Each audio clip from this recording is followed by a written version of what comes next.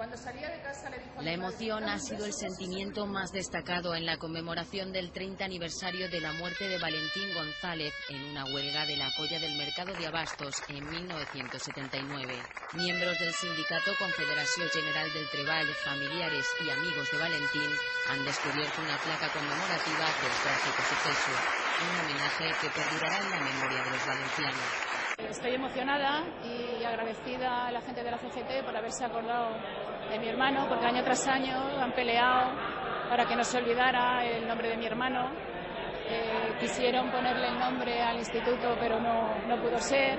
Y por fin hoy nos dejan poner una placa para recordar pues lo que pasó.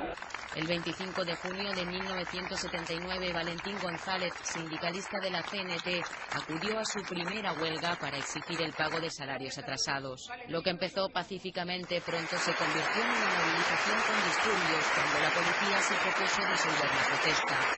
Valentín quiso proteger a su padre y un agente le disparó a bocajarro una pelota de goma que sesgó su vida. El trágico acto desencadenó la mayor huelga general de la historia de Valencia y 300.000 personas acompañaron el coche fúnebre.